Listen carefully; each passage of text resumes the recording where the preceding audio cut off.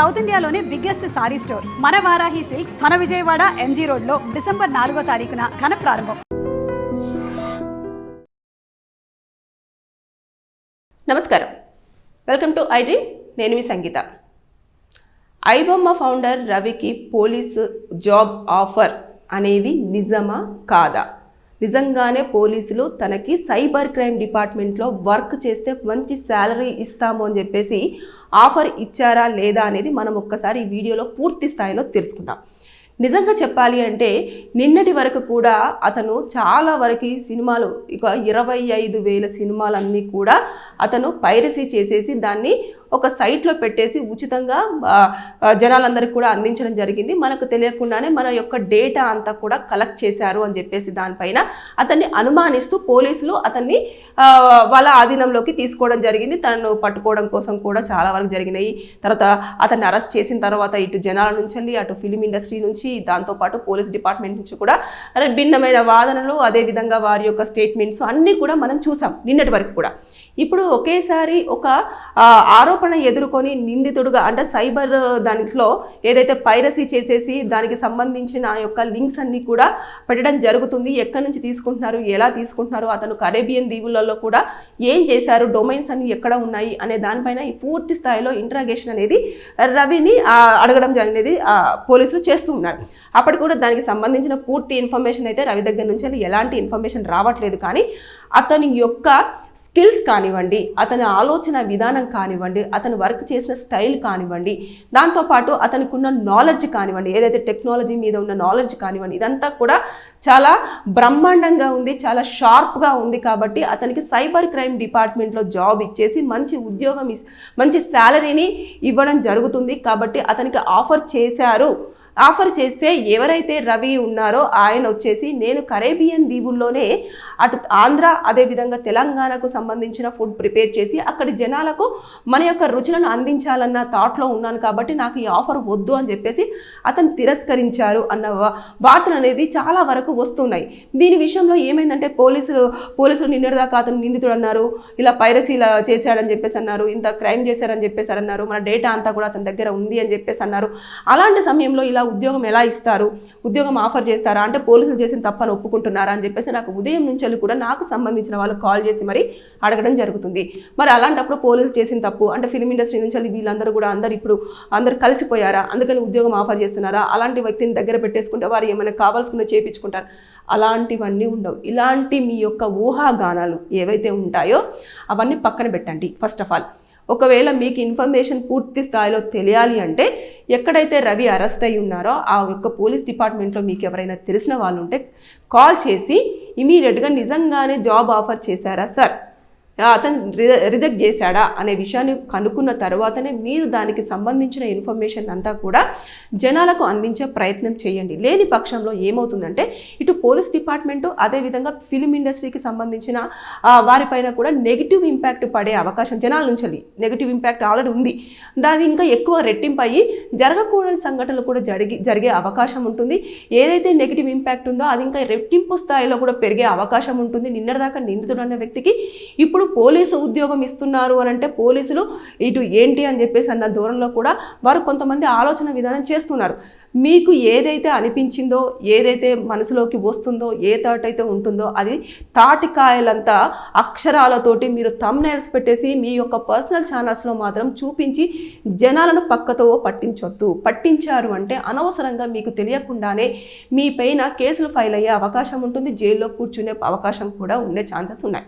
కాబట్టి నేను ఈ వీడియో త్రూ ఏం చెప్పాలనుకుంటున్నానంటే పూర్తి స్థాయిలో ఎలాంటి ఇన్ఫర్మేషన్ లేకపోతే మీరు ఆ యొక్క న్యూస్ను టచ్ చేయకపోవడమే ఉత్తమం. ఎందుకనంటే ఎవరో చేస్తున్నారు, మేము వాళ్ళకంటే ముందు న్యూస్ అందించాలి, వాళ్ళకంటే ముందు ఇన్ఫర్మేషన్ ఇవ్వాలి అన్న నేపథ్యంలో ఏమవుతుందంటే తెలియని ఇన్ఫర్మేషన్ అంతా కూడా ఫస్ట్ వెళ్ళిపోయిన తర్వాత ఏది నిజం ఏది అబద్ధం అనే దానిపైన జనాలు చాలా వరకు కన్ఫ్యూజన్ మోడ్లో ఉంటున్నారు. ఇది నిజమా ఇది అబద్ధమా, లేకపోతే ఏది నిజం ఏది అబద్ధం అనేది వాళ్ళకు ఒక క్వశ్చన్ మార్క్ క్రియేట్ చేస్తున్నారు చాలా వరకు.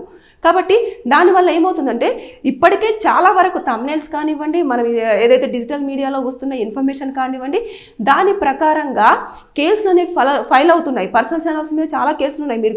మీరు ఎవరైతే ఛానల్స్ పెట్టుకొని ఉన్నారో కొంతమంది ఛానల్స్ ఇప్పటివరకు కనిపించకుండా పోయాయి. అది మీకు తెలుసో లేదో తెలియదు కానీ ఎందుకనంటే అది ఏదో నచ్చింది లేకపోతే వచ్చింది నా ఛానల్ ఒకటే రోజులో ల్యాక్స్లలో చూడాలి, జనాల లోపలికి వెళ్ళాలి పోవాలి, నా ఛానల్ ఒకటేసారి మంచి వ్యూవర్షిప్ రావాలి అని చెప్పేసి మీరు అనుకుంటున్నారేమో కానీ మీకు తెలియకుండానే తప్పు అనేది చేయడం జరుగుతుంది. మీరు జనాలకు ఇన్ఫర్మేషన్ ఇవ్వండి, జెన్యూన్ ఇన్ఫర్మేషన్ ఇవ్వండి. జెన్యూన్ ఇన్ఫర్మేషన్ ఎప్పుడైతే ఇస్తారో అప్పుడు ఖచ్చితంగా ప్రజలు ఆ ఛానల్ని కంపల్సరిగా వాళ్ళు యాక్సెప్ట్ చేయడం అనేది జరుగుతుంది. ఇలా తెలిసి తెలియంది ఏదో ఇన్ఫర్మేషన్ ఇవ్వగానే అరే నిజమేనంట ఖచ్చితంగా ఇంకా దానికి ఒక 4 యాడ్ చేసి చెప్పడము, దానివల్ల జనాలు ఇది నిజమా ఇది నిజమా లేకపోతే అది నిజమా అని చెప్పేసి. ఎందుకంటే గల్లీకి ఒక యూట్యూబ్ ఛానల్ ఉంది, గల్లీ అంటే చెప్తున్నాను కదా చాలా వరకు పర్సనల్ ఛానల్స్ ఉన్నాయి, ఎవరు పడితే వాళ్ళు రెస్పాండ్ అవుతూనే ఉంటారు, అవ్వద్దని నేను చెప్పను. కానీ అయ్యే ముందు మాత్రం కంపల్సరిగా ఒక ఆలోచన విధానం చేయండి. ఐబొమ్మ ఫౌండర్ రవి ఎవరైతే ఉన్నారో అతనికి జాబ్ ఆఫర్ ఇచ్చారా లేదా అనేది మాత్రం ఎట్టి పరిస్థితుల్లో మీరు పూర్తి స్థాయిలో ఇన్ఫర్మేషన్ కానివ్వండి, లేదు అంటే వారు ఒక లెటర్ కానివ్వండి, లేదంటే అధికారికంగా ఎవరైనా చెప్పినా కానివ్వండి, లేదంటే అధికారుల దగ్గర నుంచి వెళ్ళి ఇన్ఫర్మేషన్ ఉన్నా కానివ్వండి, లేదంటే వారికి సంబంధించిన అడ్వకేట్స్కి అయితే ఖచ్చితంగా తెలుస్తుంది.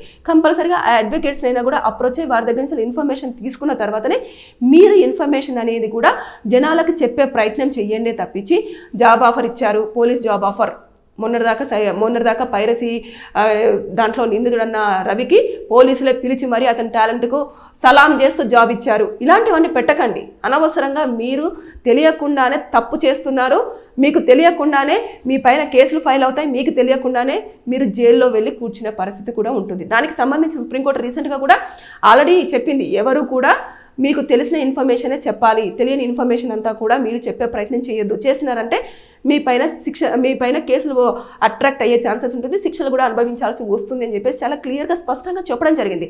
దాంతోపాటు ఏదైతే మిమ్మల్ని కనుక అరెస్ట్ చేసినా నేను ఇప్పుడు మీడియాలో ఉన్నాను, లేకపోతే నేను రిపోర్టర్ని, లేకపోతే నేను ప్రోగ్రామ్ ప్రొడ్యూసర్ని, లేకపోతే నేను యాంకర్ని అనడానికి లేదు. ఎందుకంటే వాళ్ళు చాలా క్లియర్గా మీరు ఏదైతే డిజిటల్ ప్లాట్ఫామ్ మీద ఒక ఇన్ఫర్మేషన్ పెడతారో అది ఎంతవరకు ఇంపాక్ట్ చూపిస్తుంది అనేది క్యాలిక్యులేషన్ చేస్తారు. క్యాలిక్యులేషన్ చేసిన తర్వాత దాన్ని బట్టేసి అది ఎంతవరకు నిజం ఉంది, ఎంతవరకు నిజం లేదు, మీరు ఎక్కడి నుంచి ఇన్ఫర్మేషన్ తీసుకున్నారు, ఎక్కడి నుంచి ఇన్ఫర్మేషన్ తీసుకోలేదని పూర్తి స్థాయిలో ఎంక్వైరీ చేసిన తర్వాత మీకు రిటర్న్గా ఎందుకు అరెస్ట్ చేస్తున్నాము అనేది మొత్తం పూర్తిగా పాయింట్స్ టు పాయింట్ ఇచ్చేసిన తర్వాత వారు మిమ్మల్ని అరెస్ట్ చేయడం జరుగుతుంది. చేసిన తర్వాత కోర్టులో ప్రొడ్యూస్ చేస్తారు. అనవసరంగా అది కనుక ప్రూవ్ అయ్యిందంటే వెళ్ళి జైల్లో కూర్చోవాల్సిన సిచ్యువేషన్ వస్తుంది. దాంతోపాటు మీ యొక్క ఛానల్ కూడా మొత్తం కూడా తీసేసే ఛాన్సెస్ కూడా ఉంటాయి. మీరు అంత కష్టపడి అంతమంది ఫాలోవర్స్ని కానివ్వండి, అంతమంది సబ్స్క్రైబర్స్ని కానివ్వండి తెచ్చుకొని అనవసరంగా ఏదో ఒక ఇన్ఫర్మేషను తెలియని ఇన్ఫర్మేషన్ వేయడం వల్ల అది చాలా వరకు ప్రాబ్లం క్రియేట్ చేసి మీ ఛానల్ని మొత్తం క్లోజ్ చేసే అవకాశాలు ఉంటాయి. మీరు వెళ్ళి జైల్లో కూర్చునే ఛాన్సెస్ కూడా ఉంటాయి. So be careful, be alert. Information తెలిస్తేనే దయచేసి అది జనాలకు చెప్పే ప్రయత్నం చేయండి. లేని పక్షంలో చాలా తీవ్రమైన శిక్షలు పడే అవకాశం ఉంటుంది. ఎందుకంటే ఆల్గోరిథమ్స్ కూడా అలాగే ఉంటున్నాయి. దాంతోపాటు యూట్యూబ్ కూడా ఎప్పటికప్పుడు రిస్ట్రిక్షన్స్ పెడుతూనే ఉంది. అధికారులు కూడా ఎప్పటికప్పుడు మానిటరింగ్ చేస్తూనే ఉన్నారు.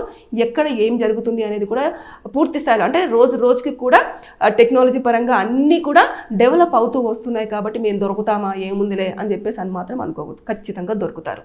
కాబట్టి అలర్ట్, బీ కేర్ఫుల్. ఇన్ఫర్మేషన్ పూర్తి స్థాయిలో 100కి 100% తెలిస్తేనే మీరు సమాచారం ఇవ్వండి. రవికి జాబ్ ఆఫర్ అనేది వచ్చిందా లేదా అనేది పూర్తిగా ఎక్కడా కూడా అధికారుల దగ్గర నుంచి ఇన్ఫర్మేషన్ లేదు. అంతేకాకుండా అధికారులు కూడా చెప్పినట్టుగా కూడా ఇన్ఫర్మేషన్ లేదు. సో జాగ్రత్తగా ఉండండి. Thank you. నిజంగా ప్రస్తుతం ఉన్నటువంటి సమాజం దేనికి ప్రయారిటీ ఇస్తుంది? ఆర్థిక సంబంధాల చుట్టూ మాత్రమే తిరుగుతుంది. మళ్ళీ ఎన్నికలంగానే చాలా విరక్తి కలుగుతాను. మంచి అనిపిస్తుంది కదా, లేడీస్ కూడా ఛాలెంజింగ్ జాబ్స్ చేసినప్పుడు చాలా బాగుంటది. ట్రాఫిక్ అసిస్టెంట్స్ గా నియమించిన ట్రాన్స్జెండర్స్ అందరితో సాల్యూట్ చేయించుకుంటున్నారు. ఫుడ్ డెలివరీ ఇవ్వటానికి వెళ్ళినటువంటి డెలివరీ బాయ్ అనిల్ పై కళ్ళ ముందు